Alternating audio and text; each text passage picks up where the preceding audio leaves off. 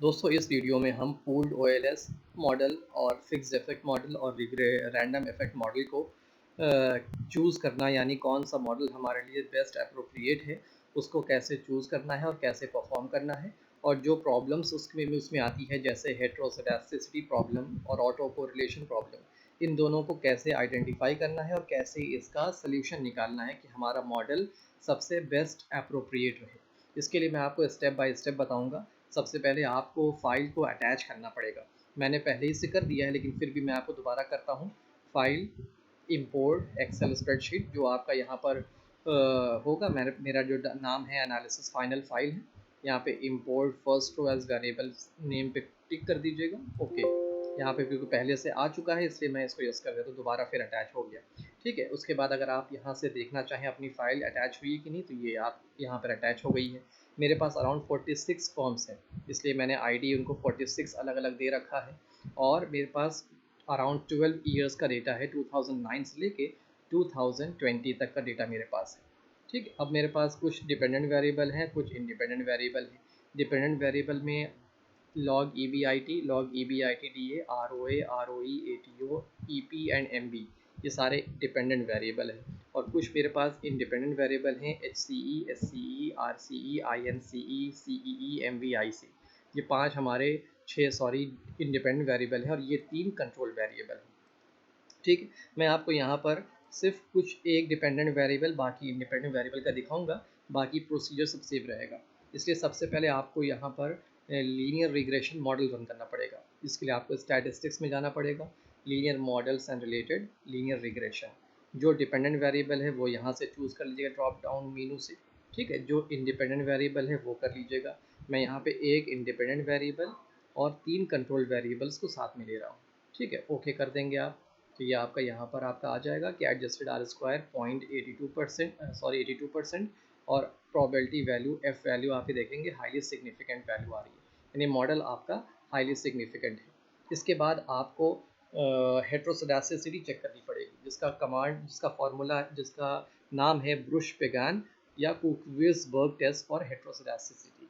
इसमें नल हाइपोथेसिस ये होता है कि देयर इज़ नो हेट्रोस्केडास्टिसिटी, और अल्टरनेट ये होता है कि देयर इज़ अ हेट्रोस्केडास्टिसिटी।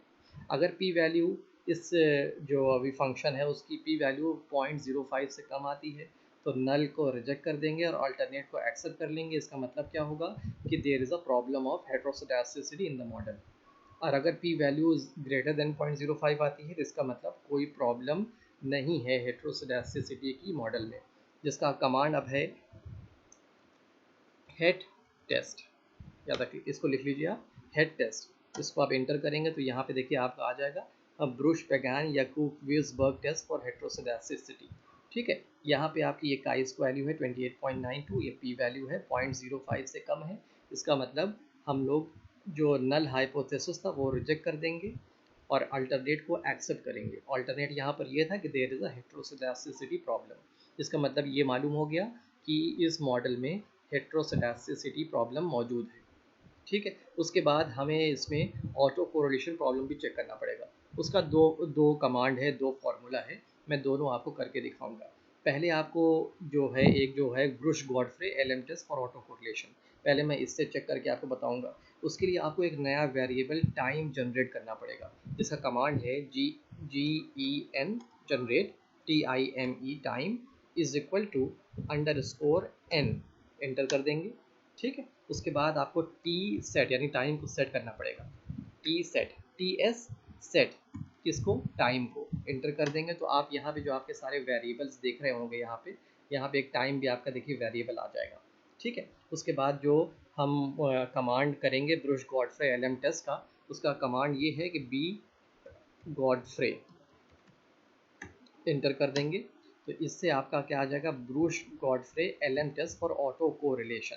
ठीक है, यहाँ पे आप देखेंगे काई वैल्यू आपकी 0.820 है और सिग्निफिकेंस वैल्यू 0.05 से ज़्यादा है। यहाँ पे नल हाइपोथेसिस ये था कि there is no serial autocorrelation, और अल्टरनेट ये था कि there is a serial autocorrelation. ये आपकी पी वैल्यू यहाँ पे 0.05 से ज़्यादा है। इसका मतलब आप नल हाइपोथेसिस को एक्सेप्ट कर लेंगे, और नल यहाँ पर ये है कि there is no serial autocorrelation. इसका मतलब क्या हुआ कि आपके मॉडल में सीरियल ऑटो कोरिलेशन की प्रॉब्लम मौजूद नहीं है। लेकिन दोस्तों एक इससे भी अच्छा फार्मूला है, बल्कि अच्छा तो नहीं कह सकते, बल्कि प्रेफरेबल फार्मूला है पैनल डेटा रिग्रेशन के लिए। पैनल डेटा के लिए वो फार्मूला हम यूज़ करेंगे। ये तो मैंने आपको दिखा दिया यहाँ पे। उसके लिए आपको सबसे पहले क्या करना पड़ेगा, अपने डेटा को पैनल डिक्लेयर करना पड़ेगा, जिसका मीनू से कमांड ये है, स्टैटिस्टिक्स में जाएंगे, लॉन्गिट्यूडनल और panel data, setup and utilities, declare data set to be panel data. ठीक है, यहाँ पे पैनल आईडी वेरिएबल जो आपने आईडी ले रखा है जिस नाम से, वो यहाँ सेलेक्ट कर लेंगे। जो टाइम है वो ले लीजिएगा, और आपका जो डेटा है वो ईयरली बेसिस पे है, क्वार्टरली बेसिस पे है, हाफ ईयरली बेसिस पे, वो यहाँ सेलेक्ट कर लीजिएगा। ठीक है, कुछ नहीं सेलेक्ट करेंगे तो अपने आप वो ले लेगा। मैं यहाँ पे ईयरली सेलेक्ट कर देता हूँ। ठीक है, ओके कर लेंगे। यहाँ पे आपका देखिए आ गया एक्सटी सेट आईडी ईयर। ठीक है, वीकली यहाँ पे अगर आप इसको दोबारा करेंगे, ईयरली हटा देंगे आप, अगर एक्सटी सेट आईडी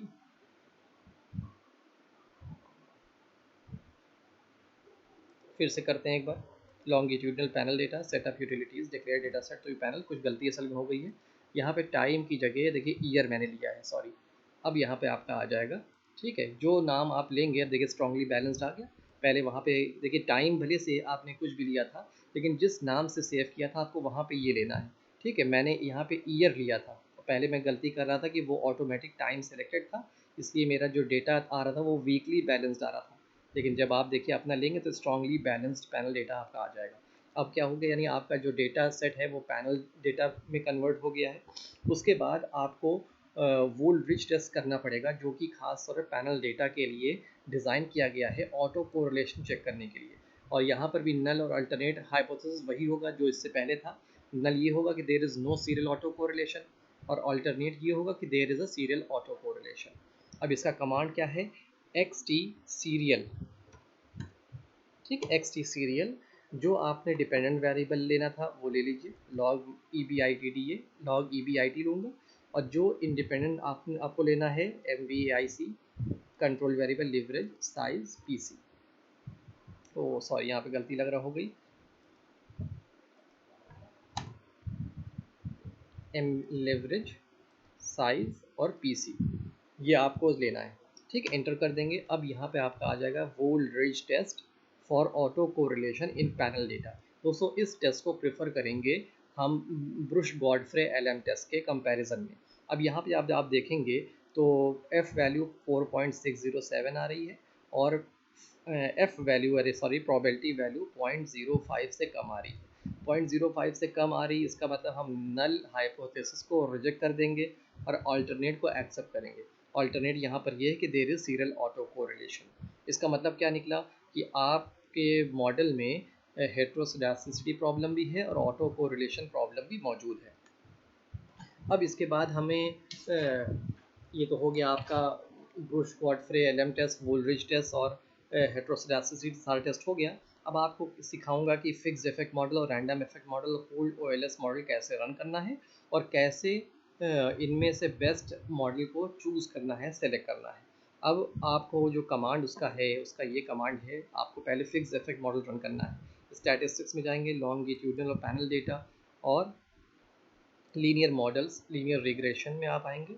यहाँ पे जो आपका डिपेंडेंट वेरिएबल है वो लीजिए, जो आपको इंडिपेंडेंट लेना है वो ले लीजिए। ठीक है, उसके बाद आपको क्या फिक्स्ड इफेक्ट लेना है या रैंडम इफेक्ट लेना है। रैंडम इफेक्ट जब लेंगे तो आप ये वाला लेंगे, G L S random effect. अभी मैं फिक्स्ड इफेक्ट मॉडल करना चाह रहा हूँ, तो फिक्स्ड पे क्लिक कर दूंगा, ओके क्लिक कर दूंगा। तो यहाँ पर मेरा आपका आ गया फिक्स्ड इफेक्ट रिग्रेशन मॉडल। ठीक है, यहाँ पे आपकी एफ वैल्यू देखेंगे हाईली सिग्निफिकेंट आ रही है। ठीक है, और हमारा आर स्क्वायर 56% के करीब है। उसके बाद इसको आप अलग से कमांड देके भी कर सकते हैं। कमांड ये है कि X T reg log E B I T, जो डिपेंडेंट वेरिएबल है, जो इंडिपेंडेंट वेरिएबल है, और उसके बाद कॉमा दे के एफ ई कर देंगे। एफ ई मतलब क्या होता है, एफ ई मतलब होता है फिक्स इफेक्ट। ये कमांड आप याद कर लीजिए। ठीक है, तो वही चीज़ आ गई है। अब इस कमांड को मैं स्टोर कर दूंगा मेमोरी में, जिसका फॉर्मूला है, जिसका आप मीनू में जाएंगे स्टैटिस्टिक्स में, यहाँ पर पोस्ट एस्टिमेशन आपको नज़र आएगा, यहाँ मैनेज एस्टिमेट रिजल्ट्स आ जाएगा, store current estimates in memory, यहाँ लॉन्च कर देंगे। जिस नाम से सेव करना है उस नाम से कर लीजिए। मैं फिक्स्ड नाम से सेव करूँगा फिक्स इफेक्ट के रिजल्ट्स को मेमोरी में, ठीक है। तो ये आप देखेंगे इसका कमांड है एस्टिमेट्स स्टोर, और जिस नाम से सेव करना है उस नाम से फिक्स कर दिया। उसके बाद आपको रैंडम इफेक्ट मॉडल रन करना पड़ेगा, जिसका कमांड है वही चीज़ एक्सटी रेग। एक्सटी याद रखिएगा, एक्सटी जो होता है वो पैनल डेटा में यूज़ होता है। जैसे यहाँ पे आपने देखा होगा एक्सटी सीरियल, ठीक है। ये देखिए आप एक्सटी सीरियल, तो एक्सटी क्या है, ये पैनल डेटा में सीरियल ऑटो कोरिलेशन चेक करने का फॉर्मूला है। तो एक्सटी जहाँ भी आएगा इसका मतलब क्या है, वो पैनल डेटा में यूज़ हो रहा है। एक्सटी रेग यानी पैनल डेटा में रिग्रेशन हो रहा है। डिपेंडेंट वेरिएबल आपका लॉग EBIT है, इंडिपेंडेंट वेरिएबल MVAIC है, और मैं 3 कंट्रोल वेरिएबल लिया हूँ। उसके बाद यहाँ पे कॉमा और FE की जगह अब मैं RE लिख दूंगा। RE मतलब रैंडम इफेक्ट मॉडल, और इंटर कर दूंगा, ठीक है। आप यहाँ पे देखेंगे आपका ये रैंडम इफेक्ट GLS रिग्रेशन आ जाएगा, ठीक है। मॉडल आपके वॉल्ट का स्क्वायर वैल्यू आपकी आ गई 797, हाईली सिग्निफिकेंट है, और आर स्क्वायर वैल्यू आपकी 55% के करीब है। अब यही चीज़ आप मीनू से भी कर सकते हैं, statistics, longitudinal panel data, linear models, linear regression, और जो चीज़ आपने पहले फिक्स इफेक्ट कर रखी तब उसको आप GLS रैंडम इफेक्ट कर देंगे, ओके कर देंगे, वही चीज़ आपकी आ जाएगी। इसको भी स्टोर कर लेंगे। इस बार मैं कमांड यूज़ करूँगा, जो कमांड इसके पहले मैंने किया था, आप वहाँ मीनू से भी कर सकते हैं। एस्टिमेट्स स्टोर ये कमांड है, किस नाम से सेव करना है वो नाम यहाँ पे लिख दीजिए। फिक्स इफेक्ट मॉडल को मैंने फिक्स्ड नाम से सेव किया था, अब रैंडम इफेक्ट मॉडल को मैं रैंडम नाम से सेव करूँगा। अब ये स्टोर हो गया मेमोरी में, ठीक है। फिक्स इफेक्ट भी सेव हो गया, रैंडम भी सेव हो गया। अब मैं हॉसमैन टेस्ट रन करूँगा, जिसका कमांड है हॉसमैन। जो आपने फिक्स इफेक्ट रिग्रेशन मॉडल जिस नाम से सेव किया था वो लिखिए, मैं फिक्स नाम से सेव किया था, और जो जिस नाम से आपने रैंडम इफेक्ट मॉडल सेव किया था वो सेव करिए। यानी पहले फिक्स्ड वाला होगा फिर रैंडम होगा, एंटर कर देंगे। यहाँ पर आपकी देखिए काई स्क्वायर वैल्यू 59.9 आ गई है, और प्रोबेबिलिटी वैल्यू 0.05 से कम है। यहाँ पे नल हाइपोथेसिस ये होगा कि random effect model is appropriate, यानी हॉसमैन टेस्ट का नल हाइपोथेसिस ये है कि random effect model is appropriate, और इसका अल्टरनेट ये है कि fixed effect model is appropriate. P value यहाँ पे 0.05 से कम आ रही है, इसका मतलब हम रैंडम नल हाइपोथेसिस को रिजेक्ट कर देंगे और अल्टरनेट को एक्सेप्ट कर लेंगे। अल्टरनेट यहाँ पे ये है कि fix effect model is appropriate, ठीक है। यहाँ से तो हमें फिक्स इफेक्ट मॉडल को चूज़ करना बता रहा है। दोस्तों कभी कभी आप जब करेंगे तो यहाँ पे काई स्क्वायर वैल्यू नेगेटिव में आती है। जब नेगेटिव में वैल्यू आए तो उसके बाद आप दोबारा हॉसमैन टेस्ट रन करिए और फिक्स रैंडम, इसके बाद एक और कमांड इसमें यूज़ कर लीजिए सिग्मा मोर का। सिग्मा मोर आप ये लिख लीजिए, सिग्मा मोर। जब आपको काई स्क्वायर वैल्यू नेगेटिव में आए तो आप सिग्मा मोर ऑप्शन हॉसमैन टेस्ट में यूज़ करिए, और वो डेटा और वो वैल्यूज़ अपने पेपर में, अपने आर्टिकल में आप दिखाइए, ठीक है। मेरी वैल्यू पॉजिटिव आ रही है इसलिए मैं इसी वैल्यू को दिखाऊंगा, और यहाँ से फिक्स इफेक्ट मॉडल को चूज़ करना बता रहा है। लेकिन दोस्तों अभी भी कंफर्मेशन नहीं है, क्योंकि अभी रैंडम इफेक्ट और पूल्ड OLS में चेक करना पड़ेगा कि उन दोनों में से कौन सा ज़्यादा अप्रोप्रिएट है। इसके लिए हमें Breusch and Pagan Lagrangian multiplier test यानी LM टेस्ट को रन करना पड़ेगा। अगर उसकी वैल्यू 0.05 से कम आती है तो उसमें नल हाइपोथेसिस रिजेक्ट कर देंगे, और नल ये होगा कि pooled OLS model is appropriate, और अल्टरनेट ये होगा कि random effect model is appropriate, ठीक है। अब हम इसका कमांड क्या है, इसका कमांड है XT टेस्ट 0, XT टेस्ट 0। आप जब एंटर करेंगे तो देखिए आपको यहाँ पर आ जाएगा Breusch and Pagan Lagrangian multiplier test for random effect. यहाँ पे नल हाइपोथेसिस ये है कि pooled OLS model is appropriate, और अल्टरनेट ये है कि random effect model is appropriate. Chi square value आप देखेंगे 555 आया है, और प्रोबेबिलिटी वैल्यू हाईली सिग्निफिकेंट है, 0.05 से कम है। 0.05 से कम है इसलिए नल हाइपोथेसिस को रिजेक्ट कर दिया जाएगा, और अल्टरनेट हाइपोथेसिस को एक्सेप्ट कर लेंगे, और अल्टरनेट ये है कि random effect model is appropriate. अब अगर आप देखेंगे यहाँ से पूल्ड OLS मॉडल रिजेक्ट हो गया, brush pagan Lagrangian multiplier test ने पूल्ड OLS मॉडल को रिजेक्ट कर दिया, और हॉसमैन टेस्ट ने रैंडम इफेक्ट मॉडल को रिजेक्ट कर दिया। अब बचा क्या, बचा आपका फिक्स इफेक्ट मॉडल। इसलिए आप फुल कॉन्फिडेंस से फिक्स इफेक्ट मॉडल को, जो कि ये है, इसको आप चूज़ कर लेंगे। ठीक है, आप इसको पहले रन कर दीजिए। ये आपका आ गया, यानी आपके दोनों उससे मालूम हो गया कि फिक्स इफेक्ट मॉडल आपके लिए बेस्ट अप्रोप्रिएट था। लेकिन अब फिक्स इफेक्ट मॉडल में भी हम हेट्रोसडास्टिसिटी प्रॉब्लम को चेक करेंगे, जिसके लिए आपको एक मॉडिफाइड वॉल्ड टेस्ट यूज़ करना पड़ेगा, जो कि फिक्स इफेक्ट में हेट्रोसडास्टिसिटी प्रॉब्लम को चेक करने के लिए होता है। इसका कमांड ये है xt टेस्ट 3, xt टेस्ट 3। ठीक है, इसको आप रन कर देंगे तो देखिए आपका ये आ जाएगा modified Wald test for group wise heteroscedasticity. यहाँ पर भी नल और अल्टरनेट यही है। नल ये है कि देर इज़ नो हेट्रोसडास्टिसिटी, अल्टरनेट ये है कि देर इज़ अ हेट्रोसडास्टिसिटी। ये आपकी काई स्क्वायर वैल्यू है, पॉजिटिव में है, और ये आपकी पी वैल्यू है, ये भी आपकी 0.05 से कम है। 0.05 से कम है, इसका मतलब क्या है, नल हाइपोथेसिस को रिजेक्ट कर देंगे, अल्टरनेट को एक्सेप्ट कर लेंगे। अल्टरनेट हाइपोथेसिस ये है कि देर इज़ अ हेट्रोसडास्टिसिटी प्रॉब्लम। इसका मतलब क्या है कि आपके फिक्स इफेक्ट मॉडल में हेट्रोसडास्टिसिटी प्रॉब्लम है। दोस्तों, अगर आपका ये टेस्ट xt टेस्ट 3 नहीं मिल रहा है तो आपको पहले उसको इंस्टॉल करना पड़ेगा। इंस्टॉल करने का कमांड क्या होगा, आप लिखेंगे fsc इंस्टॉल जो टेस्ट है xt टेस्ट 3। अगर आपको ये टेस्ट नहीं मिल रहा है, रन नहीं हो रहा, तो पहले आप उसको इंस्टॉल कर लीजिए। ऑटोमेटिक ये स्टेटा आपके लिए इंस्टॉल कर देगा, SSC इंस्टॉल xt टेस्ट 3।